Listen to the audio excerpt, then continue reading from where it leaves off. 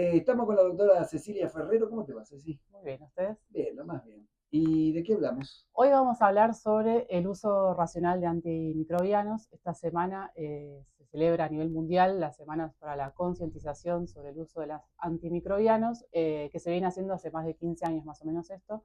Eh, para empezar a explicar qué son los antimicrobianos, son cualquier medicamento, digamos, que venga a combatir o a matar los microorganismos, ya sea las bacterias, los virus, los parásitos y los hongos, pero particularmente el mayor problema lo tenemos con los antibióticos, que son los que matan las bacterias. Así que más que nada nos vamos a referir al uso racional de antibióticos, que es algo que es bastante complejo. Y esta semana se empieza a hacer justamente porque lo que se ve es que hay una resistencia a los antibióticos.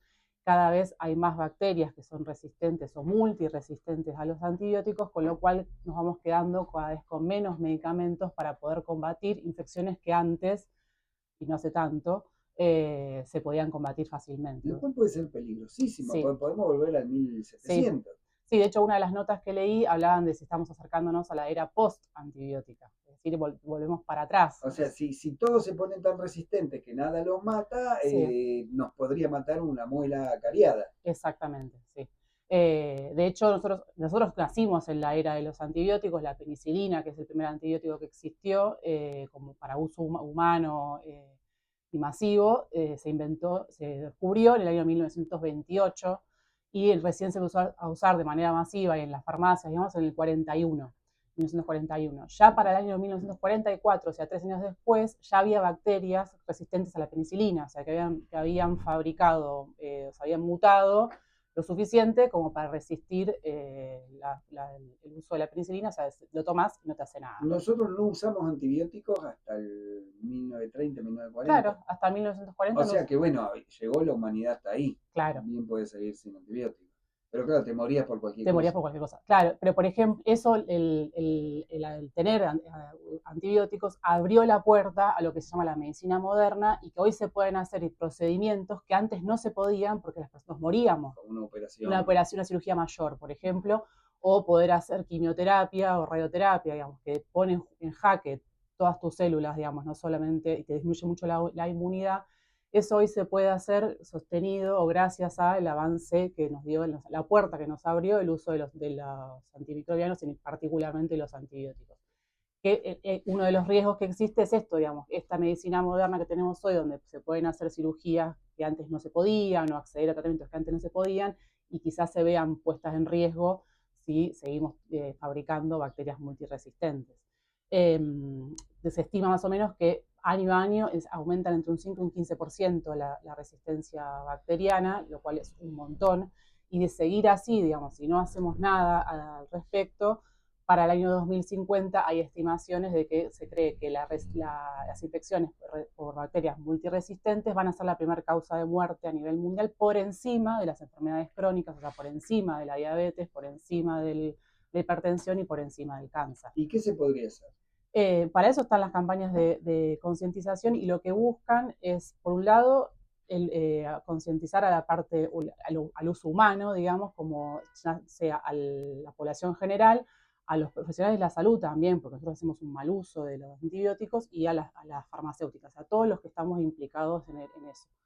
Y además, a partir del 2021, y no por nada fue a partir del 2021, las campañas son en conjunto, lo que se llama un mundo, una salud, como entendiendo que tanto la salud humana, la animal y la del medio ambiente están interrelacionadas. ¿Y esto por qué lo digo?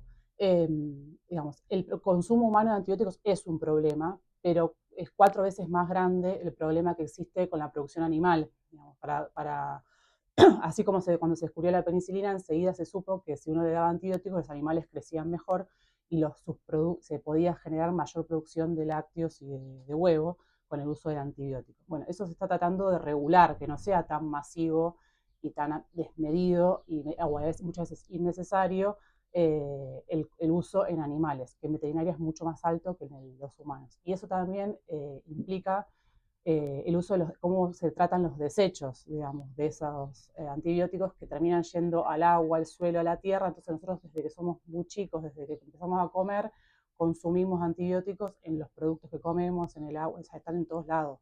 Entonces, desde el 2021, y justamente para tratar de evitar que exista una nueva zoonosis, una nueva pandemia y demás, se hacen campañas donde no solo se trabaja desde el punto de vista de la salud humana, sino que también entra en el juego la actividad ganadera, digamos, como se ponen en conjunto un montón de organizaciones. Me reían estas paradojas de Sí. estos tiempos, bueno, que me escuchaba que bajó mucho la vacunación de los niños, y una diputada de derecha, diputada o senadora, que planteaba que no había que vacunar obligatoriamente, y le preguntan, no sé si es Ari Lijalá o un colega, le pregunta a qué se dedica, y dice que tiene vacas, que tiene ganado, y dice, y a las vacas las vacunas. la vacuna para la lactosa, dice, sí, claro, gracias a la vacuna no tiene lactosa. O sea, sí. lo que para las vacas sí, para el resto no. volvemos a la época Sí.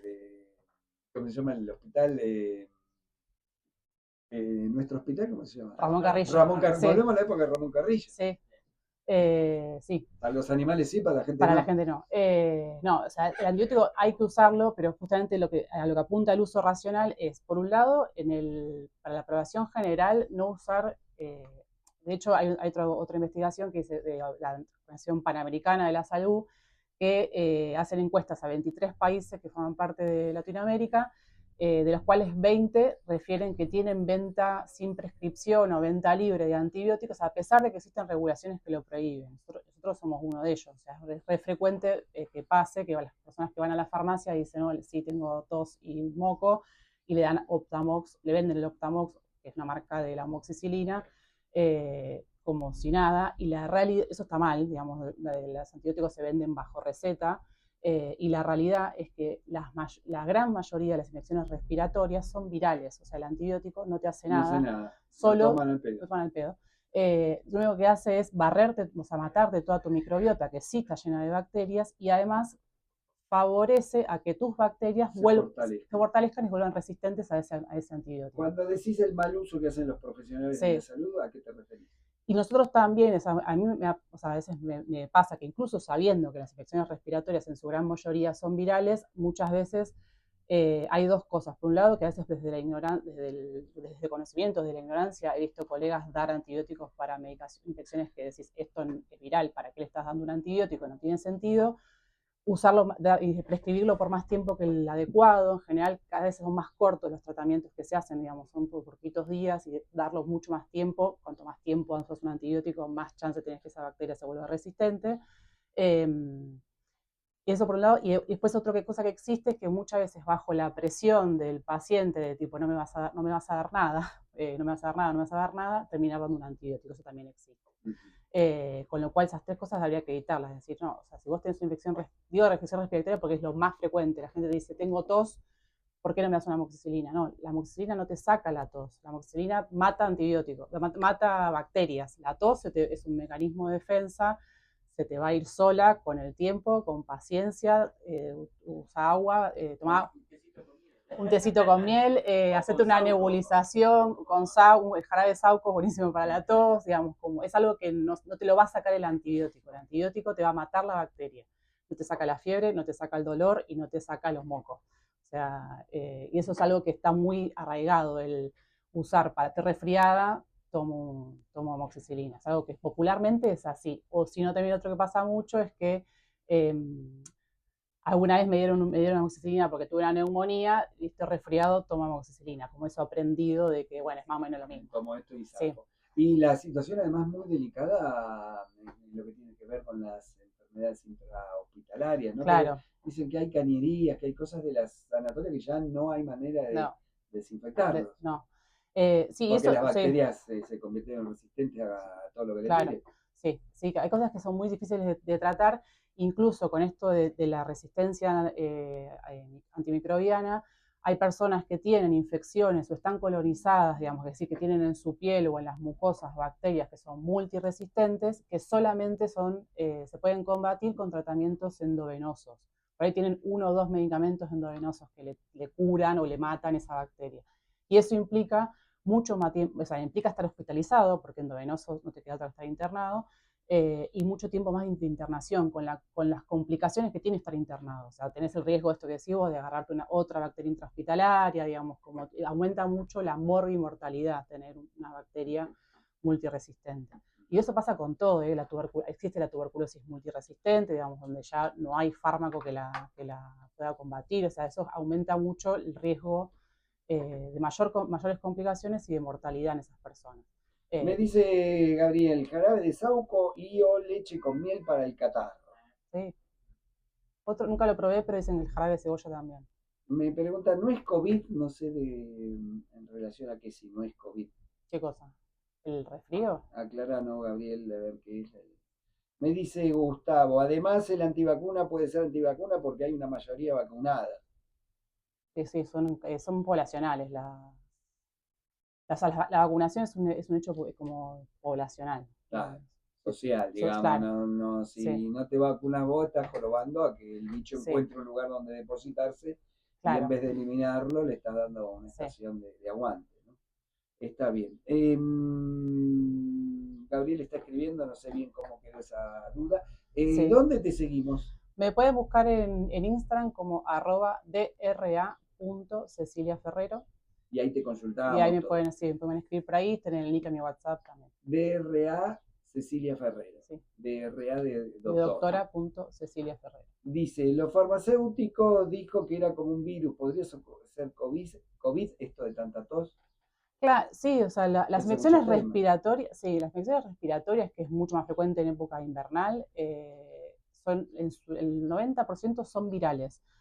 Virus respiratorios hay más de 100, o sea, hay muchísimos. Puede ser un resfrío común, que es un rinovirus, se llama, o puede ser gripe A, gripe B, COVID, digamos, hay distintos virus que pueden generar resfrío común o gripe. ¿Puede ser COVID? Sí. Este invierno en particular, que él decía lo de la tos, este invierno en particular se vieron resfríos con muchísima tos, mucha tos y mucho tiempo de tos, pero la tos no se saca, por eso es lo más importante. Antibiótico. Por favor, la tos no se saca con antibióticos. Escuché que en Formosa había un rebrote grande de COVID también. Puede ser, sí. Sí, es que el COVID va a pasar a ser algo cotidiano. Y hay que seguirse vacunando. Sí.